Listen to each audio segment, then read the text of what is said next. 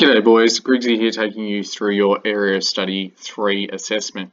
So I'm going to go through this with you in great detail. Hope this is going to help as I'm going to be away for the time that you're writing up your Area Study 3 in class. So you'll notice here that the first 2 weeks of Term 2, when you come back from holidays, all of those 8 lessons will be spent writing this up in class time. And then the week after, you'll be completing your video with your partner. So there's quite a bit of time for you to be working independently here. Really looking forward to seeing what you can produce in this time. Obviously a lot of trust in you to do the right thing while I'm away. After you've submitted, once you finish this work, I expect at the end of this week that you'll print off a hard copy, give it to the teacher it's an A3 hard copy of your poster, and you also send me a digital copy of your poster via email. That will be completed on this. So this is the Marsland poster template.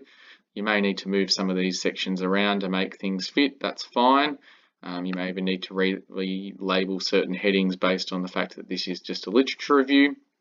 You can find all of this information on your this section here on the files on my MC. So that was the poster I just clicked on, the logbook that I'm about to go through now, and then the rubric, which is how you'll be marked. So this is your logbook, and you've got a digital copy. So if you lost the hard copy that I will give you before the holidays, then you can print one out for yourself. So you'll need to give that to me once I come back as well, because that's part of your mark. And just to be clear here, we're looking for a written report. I know it says you can present it in different forms, but given that I'm going to be away, I think that might be a bit complicated. So I think the best way is to just have a written report on that poster format that I've just shown you. So you've also got a checklist here, which is you should be going through as you write this report up. The idea is that this logbook is there for you to brainstorm the assessment. So as you're going, this is your draft, this logbook, and then once you've gone through and completed the logbook, you can then have a go at typing it up on the poster, which is what I just showed you here.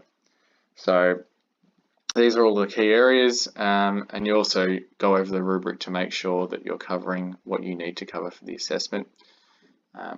So the options of what you write on, these are straight from the study design. You've got so many options here. It's probably overwhelming. Have a look through, see if you can find a question here that you like. If you don't see anything you like, happy to chat to you about that and help you out. But there are so many options here. I would expect that you can find something that you want to write on. And then as you work through here, you're writing in your research question as you go. You're thinking about your audience. You're looking up your terms and your theories relevant to the particular area that you're looking at. So how do you do that? You go on, let's say we're looking at personality. Does personality exist? Which is one of the questions there. You go through, you have a look at the previous literature that exists, remembering that as you go through this, you've got to be careful. You really spend some time looking at the literature. You don't just go to the first option here and that's it. There's often you need to dig in a little bit to find out what the key pieces of research are on your particular area. For example, personality here. So really make sure that you spend a bit of time completing a literature review and working out the relevant terms and theories relating to your particular topic. Down here you make a prediction. So for example, the question is, does personality exist? Is predicted that previous research will identify that yes, there are different types of personality, also therefore personality does exist.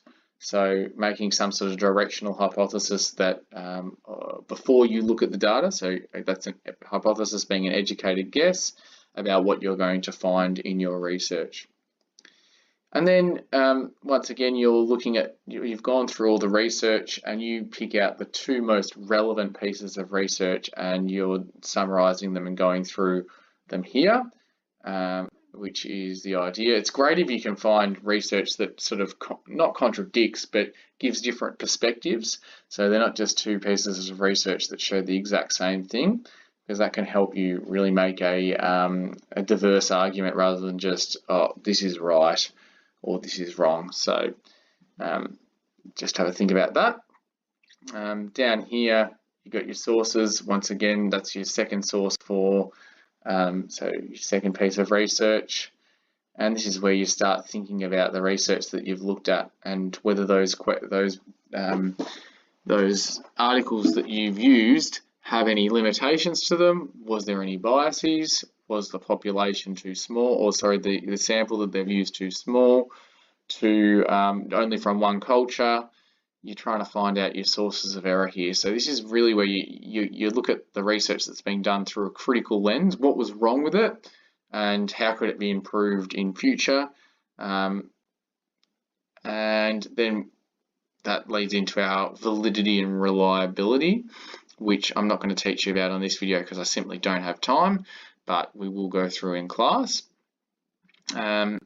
And also relating to integrity and ethical principles, particularly ethical principles, and ideally, like any more recent research should have adhered to ethical principles, because otherwise it wouldn't have been allowed to go ahead. So a bit of a discussion on that. And then you're looking at your conclusion and your generalization. So just concluding with what you found, and who that finding can be generalized to. So can it be generalized to everyone, or is it just a specific group of people who that finding relates to? For example, just Aboriginal Australians that are male between 20 and 40 years of age. Is that who you can generalize to, or is it more broadly to all human beings? And that'll depend on your sample and or the samples that have been used in the research that you've looked at. All right, so that's the booklet, and I'm not going to worry too much about this authentication record because I'm simply not going to be here, but the idea is after each lesson you get a signature as to where you were up to at the end of that lesson. That's normally what I'd be signing if I was here. All right, and this is the final part of this, the rubric. So these really should be gimme marks here, the research question and hypothesis, because you're basically picking the research question off this logbook. So these are giving you your research question here. When we go through, this section, these are your research questions. So be surprised if we don't get full marks on that, although you do need to make a clear hypothesis, which we haven't given you because that's up to you what you hypothesize, but it needs to be clear as to what you're expecting from your research. Then your introduction, and I'm expecting that most of you have done plenty of research before with regards to or you've written up lab reports in junior science. So even though I'm giving you a basic rundown here, I'm expecting that you know what an introduction is, basically covering off on our research and our previous research and what's been shown before by these researchers and the history of specific terms. Once again, it's all covered in our logbook. It steps you through it pretty clearly. And then our data, that was our previous research, which is obviously part of our introduction there as well, an important part. Analysis of those previous research papers, looking at the ethics, creating a conclusion, generalization, effective science communication. This paper needs to be within plus or minus 10% of 1,000 words. So it needs to be between 900 to 1,100 words. It can't be more. If it is, then you'll start losing marks on effective science communication here, and the scientific, so you'll start losing marks here. The scientific conventions and APA referencing, that's making sure that you clearly reference any pieces of work that you're using. For example, I could show you quickly here. I find something from Griggs 2017 saying that all men are able to walk at birth. I would put in, this is obviously incorrect, 2017 behind in brackets. And then I would also put in my in a reference list at the end, references, I would create a reference, Griggs J.A 2017, and then put the research article. And there's plenty of help you can get online with relation to APA referencing.